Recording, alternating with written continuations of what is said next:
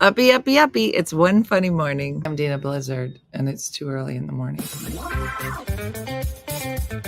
the dumbest show in the whole world.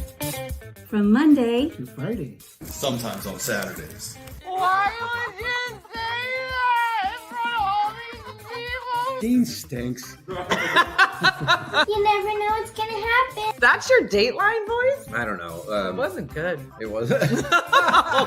It's not a chicken leg. This is a chicken leg. Look at that manhole cover on my face. Not a bad rendition of me. Hold on. We know your brother. We'll give you a ride to school or whatever. That's called our small murder town. in New Jersey. He was a lot Like what is? with his everything. Oh, What's outside your Puerta de Clima? that's Stellan! Yeah!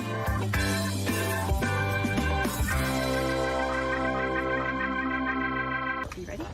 Good morning, uppy, uppy, uppy. I'm Beth McLaughlin-Peel from Arcanum, Ohio, but today I'm at the Indianapolis Zoo. And two of my favorite things at the zoo are the zebras and the flamingos. And at the Indianapolis Zoo, you actually can do a flamingo feeding. They're not shy. They're also not very neat. All right.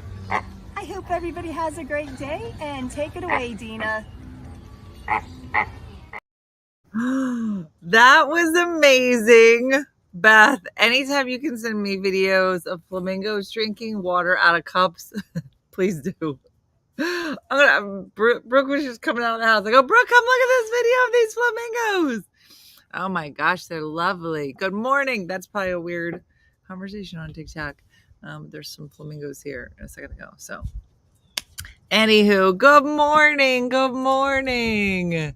It's Lulu and I. We're outside. It's a beautiful day.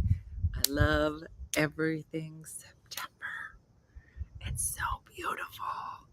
Who is on board? I know a lot of people went back to school, but it's just beautiful. And I love everything about it. I know, Kezia, I came out here. I just had like a tank on and I was like, girl, I gotta get a little shirt on. It is so beautiful. As I say, beautiful. Yes, fall, fall, fall. I love it. So, good morning, everybody. Sarah, good luck. Yes, last night I went and picked up Dean from the train station. So if you've been following along on a journey called Dina Uses Tools, yesterday we had a full conversation about what a great mom I am. Missy, were you in this cycle of like cleaning out Carly's car?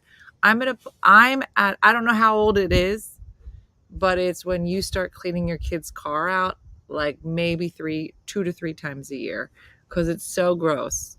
And you could maybe, like for their birthday, like you could give them money, or you could change their life and clean their car.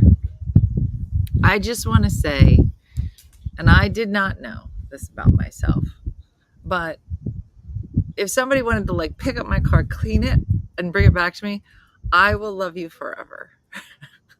I don't know who else feels this, but I feel like cleaning somebody's car is like the ultimate, I love you. You're disgusting. I love you. I'm going to clean your car. And so we do, Rhonda, not right now, but usually in the evenings. So I've been doing a lot of that, cleaning out everybody's car. It's my love language. Thank you, Kezia. Why is that? You know how you have to pick between those 5? It's like gifts, words of affirmation, and then some other ones that don't mean anything. They should have cleaning the car. Should be number 6. I feel the same way about my house, said Suzanne. I love you. Here's a clean home. I don't have that affliction, Suzanne. The house is too much. I can clean a car. Yeah. I love it. My car's always a mess. My husband will clean the outside, but not the inside. What? Girl, let me bring my car to New Jersey. My car, so you please go. Missy, I would be honored. You come here. I will love you forever. I just want to say, and I did not know this about myself, but if somebody wanted to like pick up my car, clean it, and bring it back to me, I will love you forever. My car, so you please go. Missy, I would be honored. You come here. I will love you forever. I just want to say, and I did not know this about myself, but if somebody wanted to like pick up my car, clean it, and bring it back to me, I will love you forever. My car, so you please go. Missy, I would be honored. You come here. Oh my gosh, Pam. Pam said, good morning. I got my Bissell Spin Wave yesterday. I can't wait to charge. I'm telling you, it changed my life. I did it. I do like every 2 weeks, and it's the greatest joy. Can you see I'm in a dark place? Is anybody picking that up? How I talk about cleaning products. I think I'm spinning out of control. And is it an act of service? Thank you, Trish. Then it's in there. Tammy, tell your husband I must really love you, Dina says. I got my daughter's car the other day and it was such a mess. I was looking around. Who charted you? Jeff and I never have messy cars. Allison, it's time. You're that old now. Yeah, that's the carport, Denise. It's over there. If this is a new business, I'll bring my car over. Andrea, I'm really good. I'll probably never finish a book, but if you were friends with me and like you live close by, I'd be like, girl, let me pick your car up and let me just go do it. I won't have a functioning financial history or be able to pay my mortgage, but you guys, I would love it. One day I'm gonna own. If there was a way to get into the franchise on the Sammy Shine or wherever I go, I don't even know the name of it, I would do it. I'd be like, I'm gonna get a franchise. Yeah. What time's my appointment? Where do I sign up? I would like to. So many cars. Vianne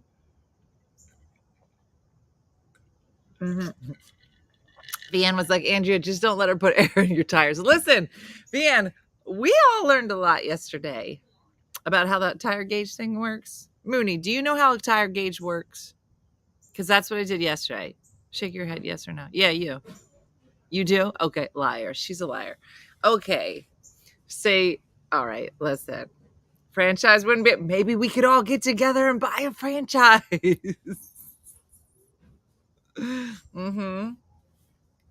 you do a great job, you will get referrals. Are you trying to talk me into a business? Is that what you're trying to do? Still, Belinda said, my daughter borrows my car, uses it with 3 grandsons, promises to have it detailed since June. Still waiting. It's because she hasn't come to my company. Anyway, so Andrea, I also have that affliction. She just said, I love washing, drying, folding, and even ironing. I'm going to tell you, I find it very relaxing. A lot of people get upset about laundry. I find it very relaxing. My son's fiance randomly detailed my car. She's my favorite person. That's what I'm saying. You guys. Love the vacuum part, Sharon. Live for the vacuum. Live for the vacuum. We've had worse ideas. You're not wrong, Suzanne. What are we going to call this? It's going to be something dirty. Time to clean her out. Okay. What's the name of our crush? Just throw it out there. We all get together. You know, there was another cult-like group that bought an island. They all put their money together. They bought an island. What's the name of our car wash? Girl, you dirty. You tell me. I don't know. Yeah. Clean out your crawl space. I love power washing.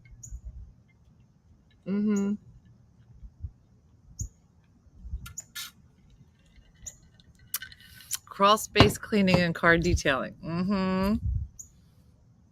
I don't understand any of this cleaning nonsense. Dirty Dinas. Dirty bees. June's like, yeah, that's great. Can we get back to the island? I don't know how many times you guys want to wash your car, but if there was an island we could go to. Yeah. Anyway. So after I considered buying a franchise of a car wash, got it all detailed, obviously took care of the tires. Then I calibrated the tires. Don't get me started. I calibrate the tires. So now Dean had moved up. Dang, what are you drinking? All right, one rocker. Let me tell you, yesterday I had to go to my doctor's. I have a urologist because I'm filled with kidney stones. I have to drink 3 of these a day, and I'm behind, rocker. It's weird. I know. It's a vase. Joe, I appreciate you.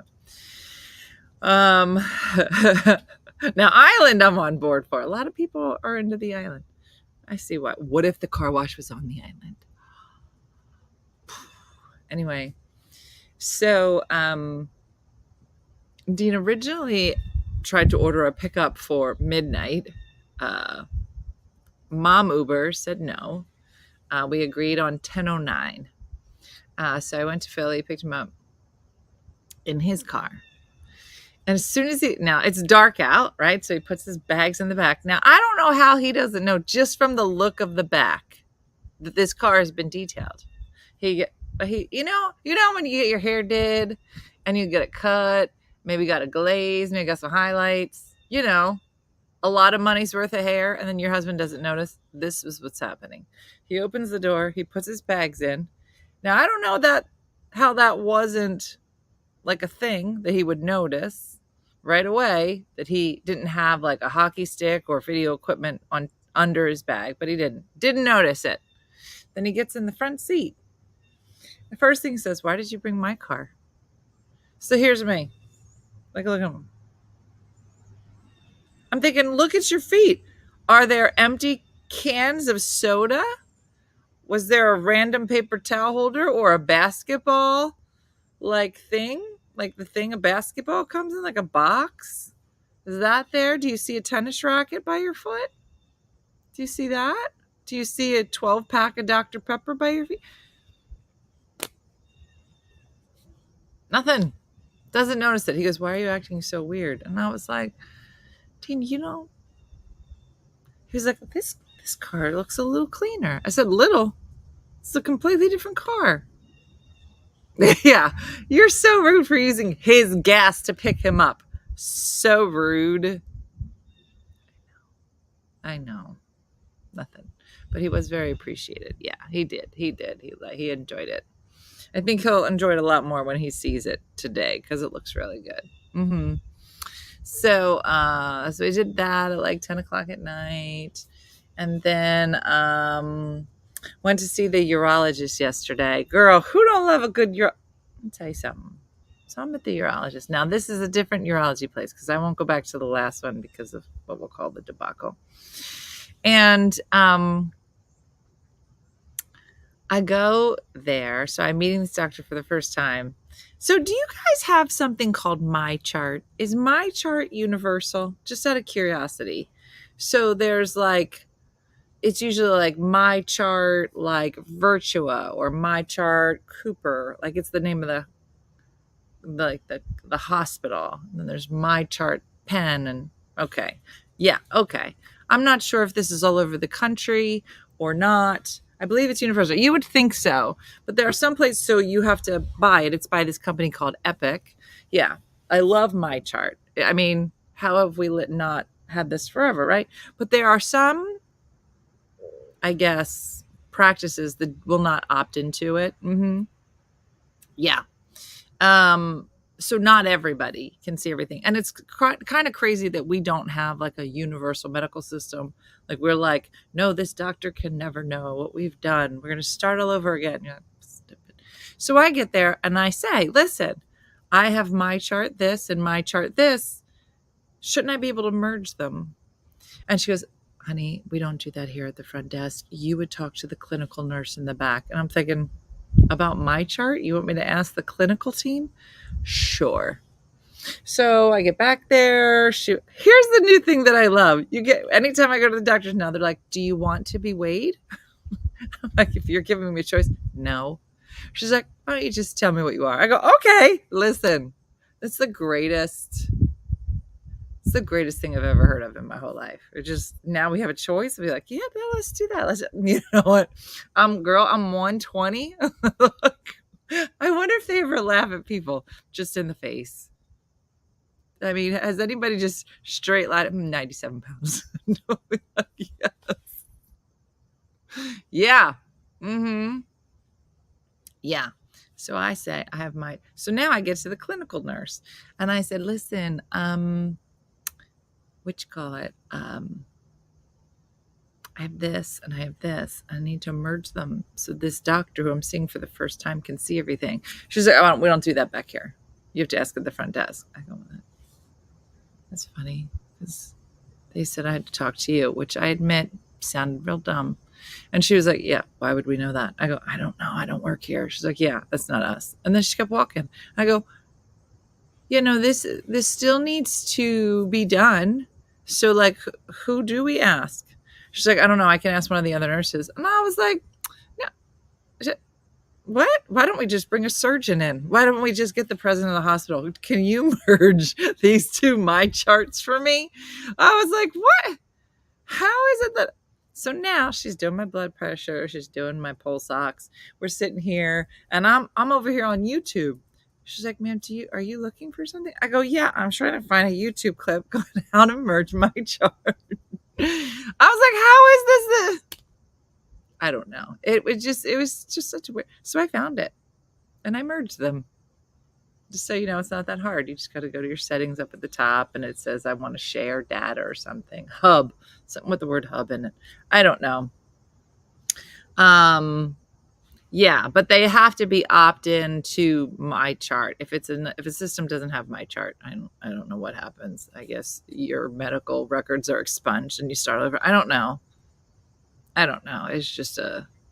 Yeah, this is my new job.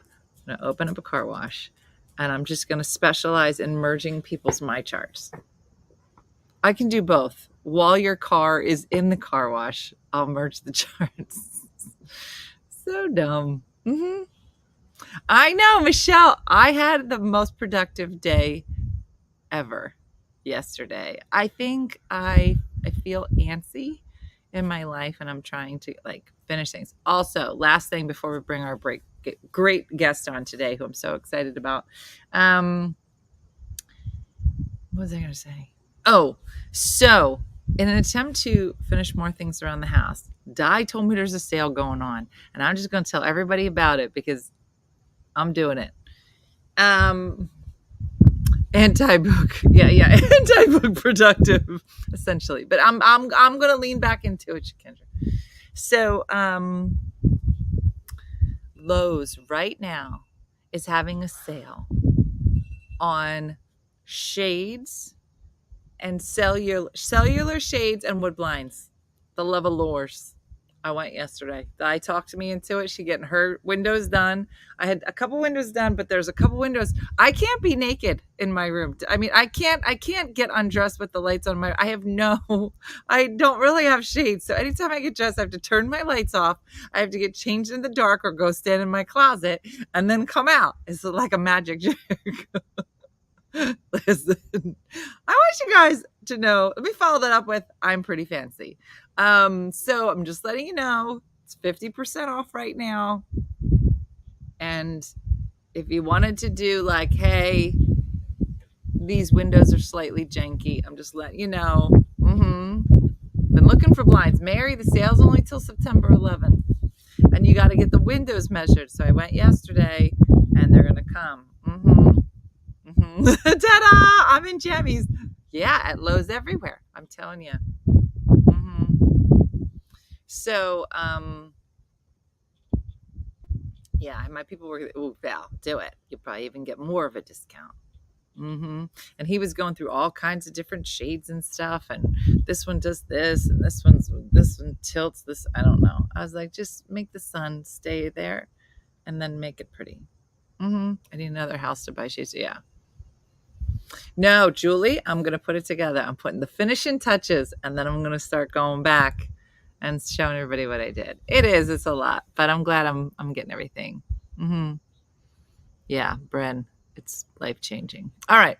So listen, I'm not doing as much writing as one would think, but I think I needed a little bit of a break. So it's fine. All right. So you guys, we have a great guest today. So this is somebody that we are bringing back because we loved him so much the first time. I am absolutely obsessed with the Ig Awards. This is like a parody award of the Nobel Prizes, and they're awesome. They've been around for years. I've been keeping up with them. I read them every year when they come out, and the event is coming up. So let me reintroduce you to our guest today, Marc Abrahams. He writes about research that makes people laugh, then think. In 1991, he founded the Ig Nobel Prize Ceremony, a parody of the Nobel Prize, and serves as the Master of Ceremonies. The prizes are handed out by Nobel laureates in a gala event held every year at Harvard University. He co-founded and edits the magazine The Annals of Improbable Research and has written several books, including This is Improbable. He also writes much of the website and blog at improbable.com. And for 13 years, Marc wrote the newspaper column Improbable Research for The Guardian and created and hosted the Improbable Research podcast. He has a degree in applied mathematics from Harvard College. Duh. He spent years developing optical character recognition computer systems, including a reading machine for the blind at Kurzweil Computer Products, and later founded Wisdom Simulators, which used computers to give people experience of making excruciating decisions. Marc is the subject of a Harvard Business School case study called Marc Abrahams' Annals of Improbable Entrepreneur. There's so many big words because he's so smart. Marc is married to psychologist Robin Abrams, who writes the misconduct advice for the Boston Globe magazine. So the Washington Post called Marc the nation's guru of academic grunge. Please help me welcome to the show our favorite Marc Abrahams. Hey, Marc. Hey, nice to be back. Awesome. How has your year been? Has it been filled with lots of exciting experiments that you're hearing about? Yeah. We're doing, as you said, we do this ceremony every year. This is the 34th year. And there are some big changes. So it's a lot more work and a lot more fun. We've been at Harvard for about the last 30 years. And then because of the pandemic, for the last 4 years, we stopped doing it in a big theater where everybody gathers together in one room. You know, the winners are coming from literally around the world. This year, we're going back to doing it in one big room with everybody, starting up. And we're moving it down the street a couple miles from Harvard to MIT, which is where we had it, to Massachusetts Institute of Technology. More big words. That's where we had it the first 4 years back in the 90s. Wow. So lots of work, lots of people flying around the world to come to this thing, lots of press. The new opera that we have is part of it. And that's you, right? So that was one of the things, is that a lot of people don't know about your musical history. So let's talk about that. Okay. We have this award ceremony, the Ig Nobel Prizes, and it's mainly about the 10 prizes we give out every year for things that make people laugh and then think. But between those 10 things, we do a lot of extra stuff. And just to give people an idea of what the prizes are like, the main thing, I'll tell you about one of the prizes from last year. Okay. Went to a professor in England who won an Ig Nobel Prize because he explained to the world why many scientists like to lick rocks. Yes. And it was because he could taste something about them, right? Yeah, it was for a few reasons. The main reason, sorry, I just jammed my chair into the table here, which knocked the camera around. He is a geologist. His whole life, his profession is to study rocks, mostly, and all kinds of other stuff that's underfoot. And when I'm saying you and me, but I'm not a geologist. I think you're probably not also a geologist. I'm going to start a car wash too, but yeah, I can put that on my list. Yeah.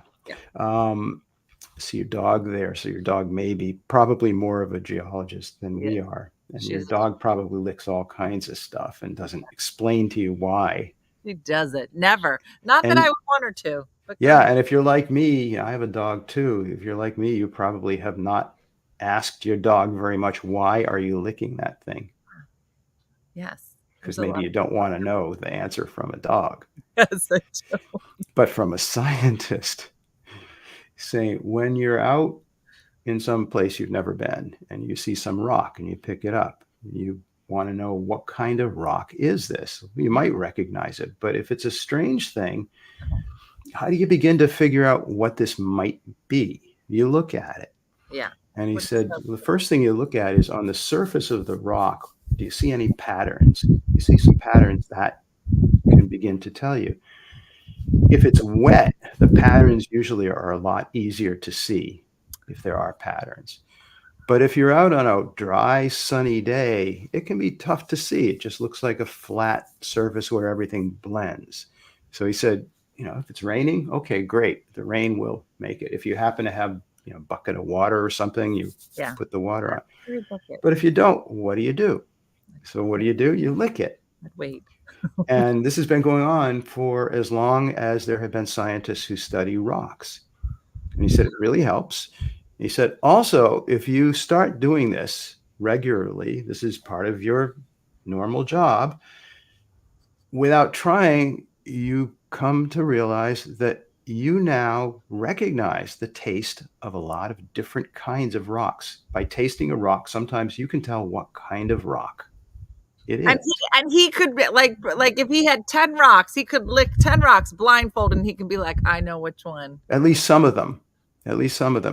And if you ever meet a geologist, everybody probably does know a geologist, but you don't realize it. It's the kind of job they don't mention because they think you're not going to be interested. Oh, I'm interested. But if you do meet somebody who is a geologist, ask them about that. Do you like licking rocks? What's your favorite rock to lick? And something he said that they've only recently come to realize is, sometimes somebody will find a rock and it's got a pattern in it, looks like bones or something. Okay. And sometimes it just happens to look like that. But sometimes that's a fossil. Some animal, maybe a dinosaur or a goat or a person or whatever, died here long, long ago, and the bones turned into fossils in there. So you can't always tell by looking at it. Lots of things look like fossils. But he said pretty consistently, if you lick it, you can tell by the taste easily whether this is a fossil or not. Mark, I would just love to just hang out with all of these people. Are there still tickets for this event? No, it's sold out. Happens a week from today, but webcast. It's webcast live. We've been doing that for a long time. I can sneak you in as my assistant. I thought that's what you were. If you'd approached me a few weeks ago. Next time. Oh, you know something? What? I'm going to put you on the spot. What? Because we do need a couple more volunteers to help with wrangling winners and the press. I wrangle like nobody's business. I'm a great wrangler. Okay, we're both on public view here on TV, so we can have a discussion later and see whether this is something that might really happen or not. So we'll reserve that. Okay. We'll if I had a watch on, I would lick the watch, and in an hour or two, maybe we'll talk. Okay, I'm totally in, Mark. Count me in. This is so exciting. All right, so the opera. Let's go back to the opera. Oh yeah. So I got distracted, and I was telling you all about this stuff. The ceremony. Lots and lots of stuff happens.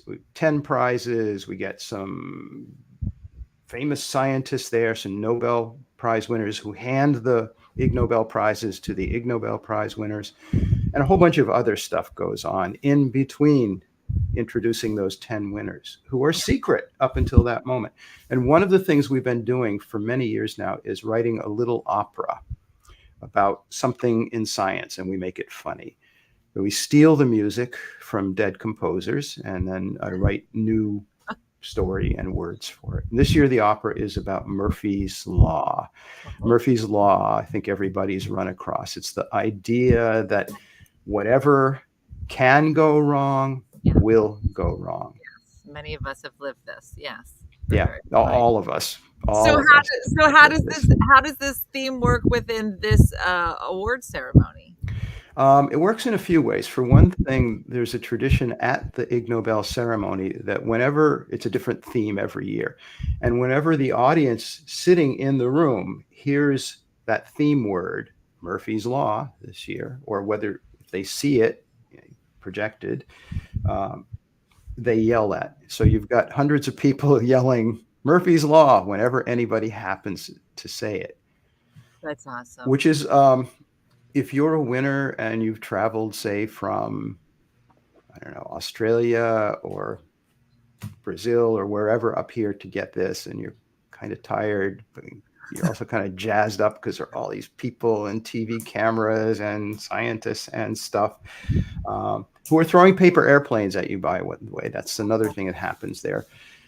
And you give your little acceptance speech, and I'll explain in a minute why it's a little speech, not a long speech. Okay. And you happen to mention the theme word, the phrase, Murphy's Law. And suddenly all these hundreds of people in the room are shouting right back at you immediately, Murphy's Law. That's It can awesome. kind of shake you up in a happy way.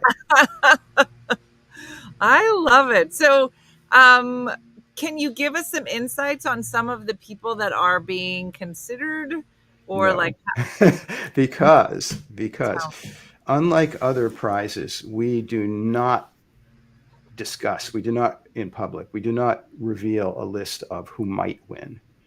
Okay. For one thing, there are too many people. We get something like 10,000 nominations every year. So then, And yeah, how do you know that the people that are going to win are going to be there? because if we choose you as a winner, we get in touch with you quietly long before and give you the chance to say, yes, I want this, or no. You know, occasionally somebody says no, but almost everybody we offer it to says yes. And then you've got to find a way to get yourself here to Cambridge, Massachusetts for the ceremony, you know, which is easy if you happen to live near here, but most of the winners don't live near here. Most are from other countries, from other continents. So they're going to have to rearrange their life, you know, their work schedule, their family schedule, whatever. And that's, you know, they need a few months to do that. And they've got to do it all secretly. All of this is happening secretly. It's amazing. I had no idea. I thought that you had like narrowed it down in each category and then all this. No, even the categories are different. Almost every prize you can think of has the same categories every year. You know, the Academy Awards have the same categories. Yeah, The Olympics have pretty much the same categories. With us, we pick 10 winners first. And then for each of them, we try to figure out, is there some category that describes this? And sometimes we have to invent a category. For example, Tell me this is the example I always remember first for this. We gave a prize 20 years ago, probably more than 20 years ago, to a man from Canada who's named Troy Hurtubise. Troy had spent 7 or 8 years, I think, at that point, building and personally testing a suit of armor that he hoped would allow him to go out in the woods in the Rockies in Canada and spend time alone with grizzly bears. The suit of armor that he built would protect him from being killed by the grizzly bears that he wanted to have a conversation with. Now, if you were giving a prize to somebody for doing that, what category would you put that in? That would be hard to like. But I have so many other questions. Yeah, it would be hard, and it was hard. We argued for months about that. And so what did you end up giving him? We finally came up with the category of safety engineering. Okay. I like that. Now, I guess he wrote something that explains that this worked? Years later, he wrote something, but it's easy to see him because we found out about him because somebody from the Canadian government, from the National Film Board of Canada, made a movie about Troy and his friends and how they lived their life and how he tested this stuff. He didn't have any money, so he would go to the town dump. He lived in a city about a 5-hour drive north of Montreal, a city called North Bay. And he started by getting some old hockey equipment and then kept adding stuff to it, hunks of metal, whatever he could find. So it was getting bigger and bigger. And he would have his friends test the suit with him. So Troy would get inside this suit. And he started out by having things happen like his friends would punch him or throw rocks at him. And then they started using bigger rocks. And then they started having his friends come up and beat him with baseball bats. And then they'd push him over cliffs. At one point, his father drove a Jeep into him at about 20 miles an hour. And Troy survived all this stuff. You know, think about how consistently careful a person would have to be to Very do all this stuff and still be alive. So alive. no matter what you think about Troy's decision to do this, there is something really admirable there. You know, somebody who's going to be that careful. There's something. Yeah. Yeah, For sure. that's a really good summary. There's something. Yeah. Thank you. You exactly nailed it in words. That's amazing. And did Troy show up in his suit when he won? Oh, yeah.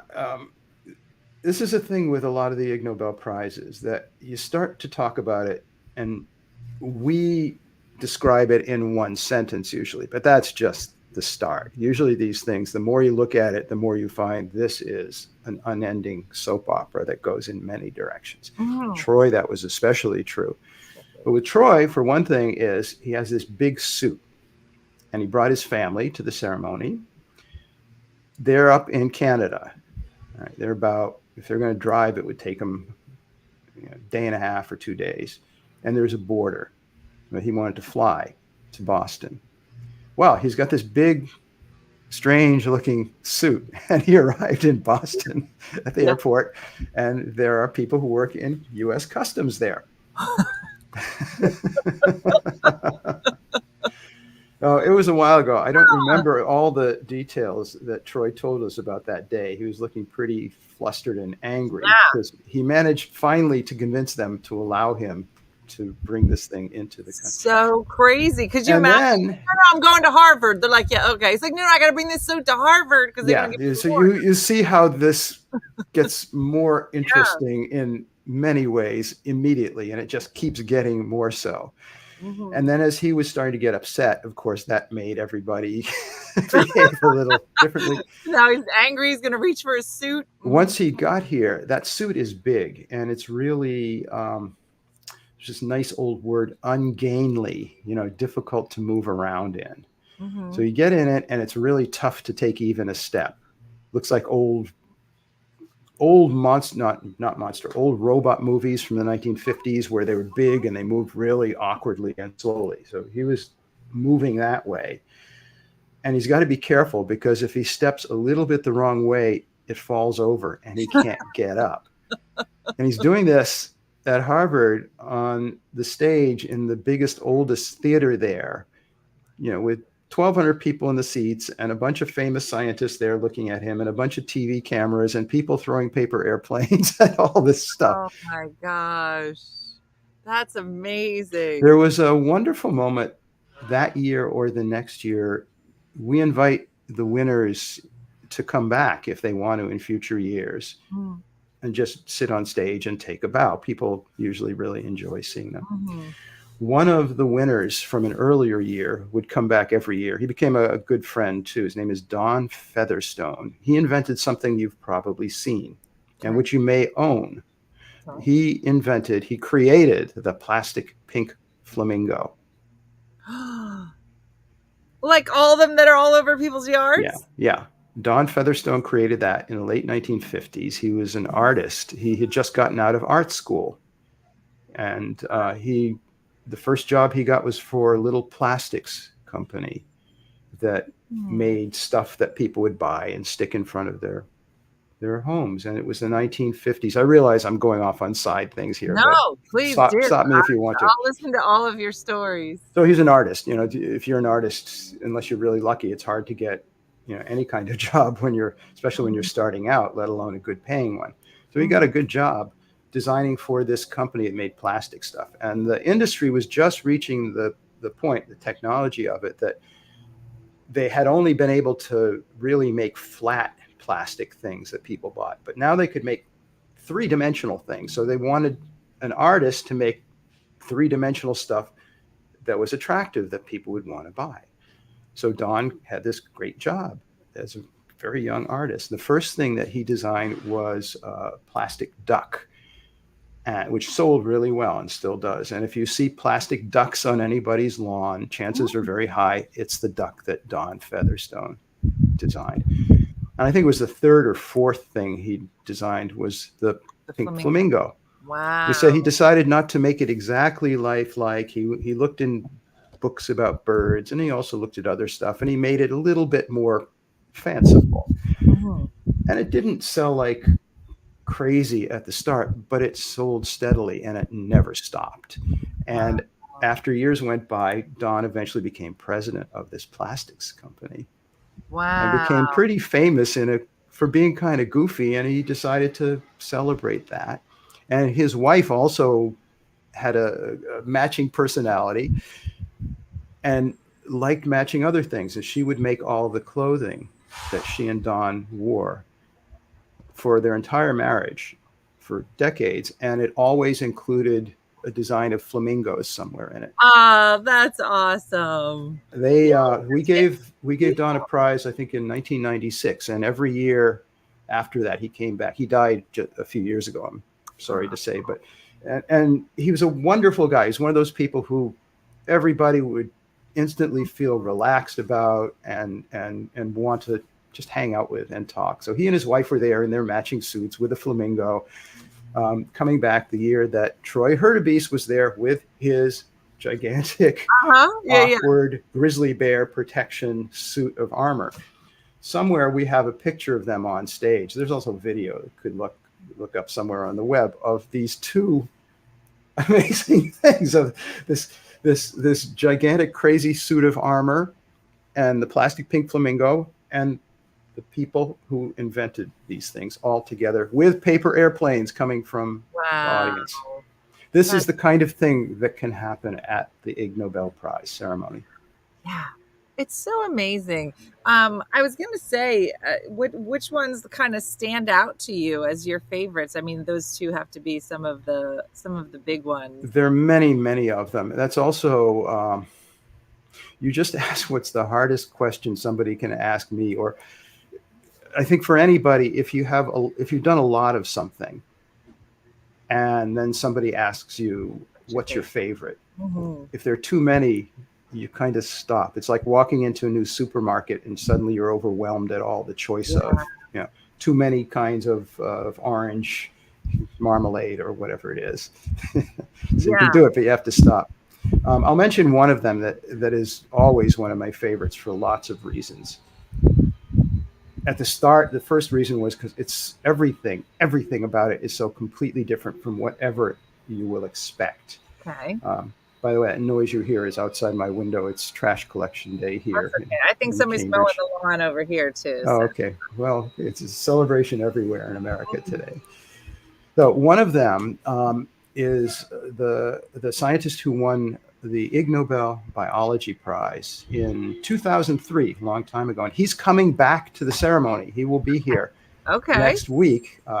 And he's also become a good friend. He is an ornithologist. That's his profession. He studies birds. He's also now the head of a science museum in the Netherlands. He's Dutch. Okay. He saw something unusual about birds. And he kept telling his friends, scientists, who said, you have to write this down and you have to publish this in a scientific journal because no one has ever heard of anything like this. No one will believe it until it's published. And after being nagged for years, he finally did that, wrote it in a small, pretty obscure scientific journal. Not many people ever see it, but one of them sent it to us. That's how we learned about it. That report that he wrote about a thing that he saw, that was the first scientifically documented case of homosexual necrophilia in the mallard duck. Okay. Seen a lot of this? It's a long story. And what I'll give you, think of it as homework if you want, but it'll be much more pleasant that for you, for everybody listening today, after the podcast is over and after you go and make some coffee or whatever for yourself, go to your computer and Google 4 words together. And here are the 4 words. TED Talk, the TED Talks. Yeah, TED so Talk. The 4 words to Google are TED Talk Dead Duck. You will then have a 15-minute video that you will probably decide is one of the most surprising and maybe delightful things you have ever experienced. Oh, that's not the word I thought you were going to use. Okay. No, as I said, everything about it is completely different and so much happier than you would ever dream. Okay. Yep. TED Talk, dead duck. You got it. Okay. All right. Oh, that's so funny. So this is coming up. If people want to watch along, you said this is going to be like simulcast. So Yes. information Be on our website, which is improbable.com, the word improbable. So improbable.com will be on Thursday evening, September 12th, which is exactly a week from when you and I are at this moment talking. Begins at 6 o'clock in the evening, U.S. Eastern time. If you happen to speak Japanese better than English, there's a simultaneous live stream that will be in Japanese. Obviously. Okay. And so how many people will be in attendance live? Let's see. Well, as I said, we're moving it to a new place this year. So this is it's the nicest in the sense of old traditional lecture hall at MIT. So that's the atmosphere this year. And very different from the atmosphere in the old theater at Harvard that we've been in. Yeah. And it fits, how many fit? I think 450 people in the audience, which is kind of small and intimate. Yeah. Plus all the extra people we're cramming in, winners and of course you may remember the way that we keep all the speeches brief. Tell me again. I mentioned that before. The winners, the 10 winners of the Ig Nobel Prizes, they get to talk longer than anybody else. And we tell them in your acceptance speech, you get about 1 minute. Okay. So keep it short.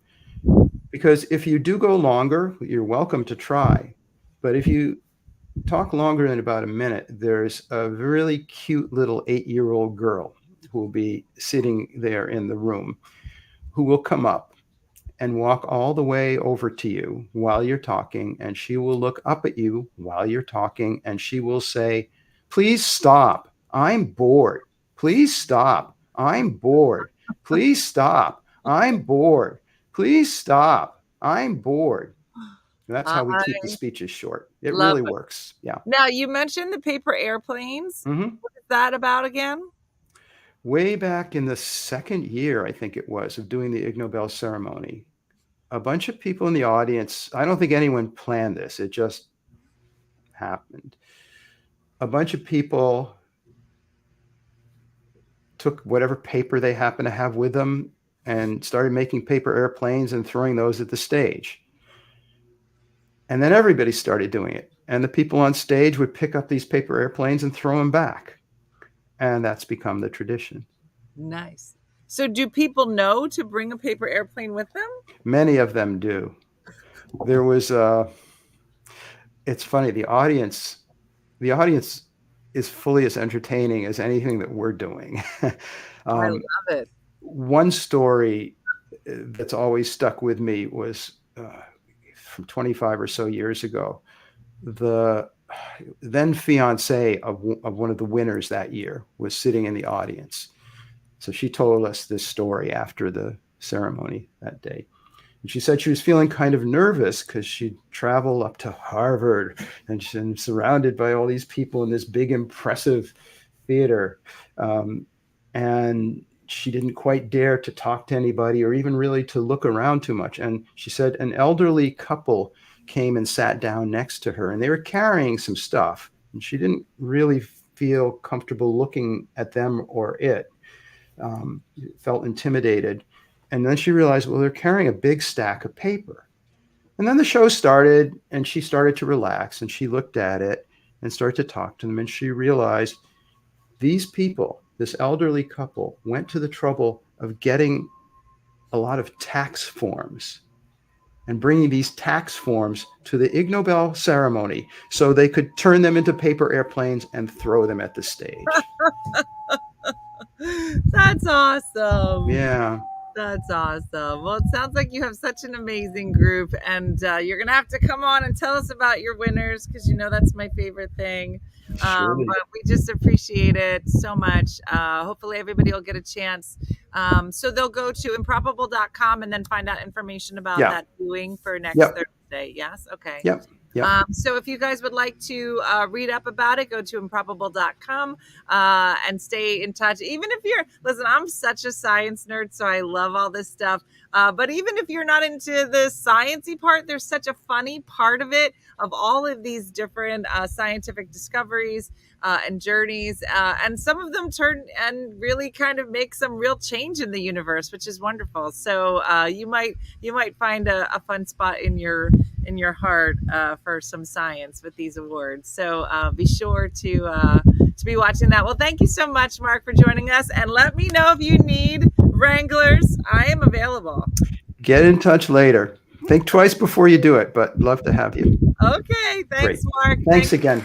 Great seeing you again. Bye-bye. Bye. Oh my gosh, I love Mark. I know. It's so interesting. And they have been doing this for 34 years. I found them a couple years ago, and Mark was kind enough to join us.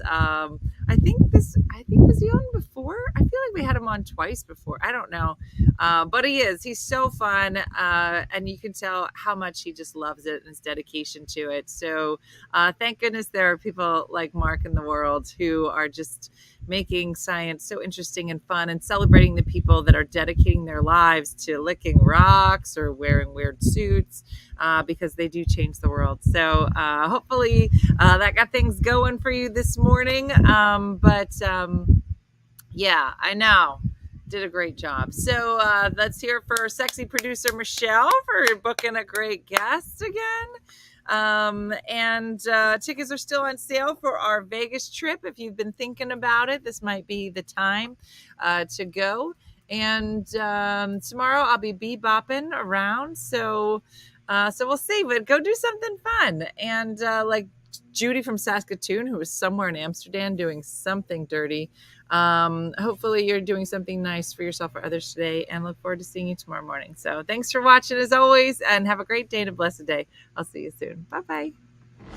Hey guys, if you enjoyed today's morning show, make sure to follow us for more One Funny Mother content. Okay, all right. Morse code is tapping. And check out OneFunnyMotherStore.com for great new inappropriate swag. And for more exclusive content, consider becoming a supporter. She got a bad leg. Thanks again, and we'll see you tomorrow on One Funny